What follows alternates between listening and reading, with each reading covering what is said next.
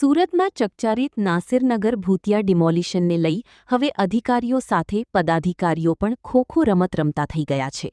ત્યારે દિવસો બાદ સુરત મહાનગરપાલિકાના સ્ટેન્ડિંગ ચેરમેને ફરી પત્રકાર પરિષદ યોજી હતી, જેમાં તપાસ કમિટીની રચના મનપા કમિશનરે કરી હોવાનું અને તે કમિટી તપાસ કર્યા બાદ જે રિપોર્ટ આપશે તેના આધારે મનપા કમિશનર પગલાં લેશે તેવી ઉડાઉ વાતો કરી વહીવટીતંત્ર પર ખો નાખી દીધો હતો।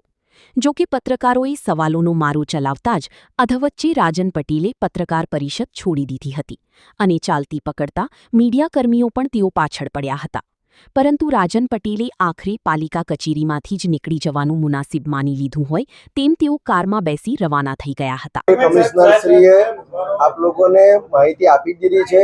આના માટે અમે લોકોએ કમિશનરશ્રીને સૂચના આપેલી હતી અને એના આધારે તપાસ કમિટીની રચના થઈ ગઈ છે।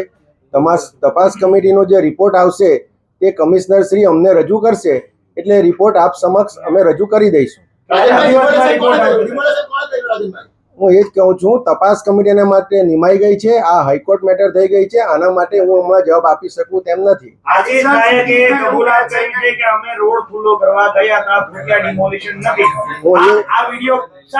હું આપને એ જ કહેવા માંગુ છું કે જે તપાસ કમિટી નિમાઈ છે તેને શું પ્રોસિજર કરી છે, 2 થી 3 દિવસમાં આપ લોકોને કમિશનરશ્રી તરફથી એના માટેની માહિતી મળી જશે, કેમ કે એ તમામ તપાસ કમિટીનો રિપોર્ટ મ્યુનિસિપલ કમિશનર રજૂ થશે અને જો એના પર કોઈ પણ એક્શન લેવાના હોય તો મ્યુનિસિપલ કમિશનરશ્રી લેશે અને જો શાસકોને પાસે પણ એમાં એક્શન લેવાની જરૂર પડશે તો અમારા તરફ સ્થાયી સમિતિ અને સામાન્ય સભામાં એની દરખાસ્ત કરશે। પણ હજુ તમને એવું લાગતું નથી કે જરૂર છે? 70 લાખ લોકો વતી આ પ્રશ્ન છે, તમને એવું હજી નથી લાગ્યું કે આમાં જરૂર છે તમારે હસ્તક્ષેપ કરવાની? આમાં અમે હસ્તક્ષેપ કરીને તપાસ ચાલુ કરાવી છે, એ આપને ખબર જ છે। હવે બીજી વાત છે કે જે તપાસ કરે છે અધિકારીઓ, એ લોકોને તપાસ કરવાનો આપણે સમય આપવો પડે। એ લોકોની રીતે તપાસ કરશે, તપાસ કરીને કમિશનરને રિપોર્ટ આપશે અને રિપોર્ટને આધારે જે જવાબદારો છે તેની સામે પગલાં ભરવાના આપશે તો પણ કમિશનર પગલાં ભરશે અને એનો રિપોર્ટ અમારા તરફ રજૂ કરશે।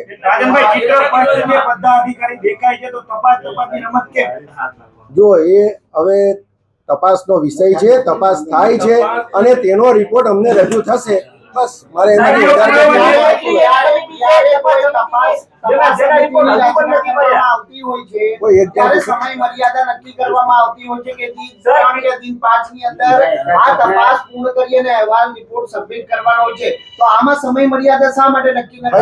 તપાસ કમિટી મેં નથી નીમી, તપાસ કમિટી વહીવટી પાંખ તરફથી નીમવામાં આવેલી હતી અને એ વહીવટી પાંખને જે રિપોર્ટ પણ કરે છે અને રિપોર્ટને આધારે જ જે તે આગળના પગલા ભરાતા હોય છે।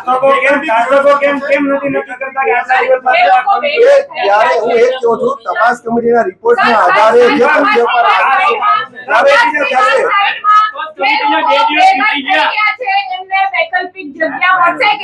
એ આજે હું જવાબ આપી શકું તે પરિસ્થિતિ નથી। તપાસ કમિટીના રિપોર્ટને આધીન જ અમે કોઈ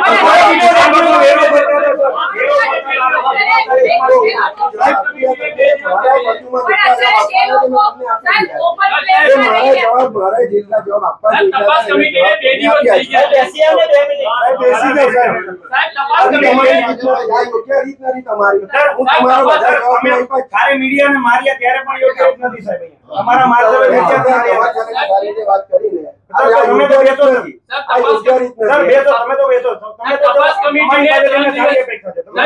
સારા જવાબ આપ્યો, તમે ખોટા વાત કરો છો।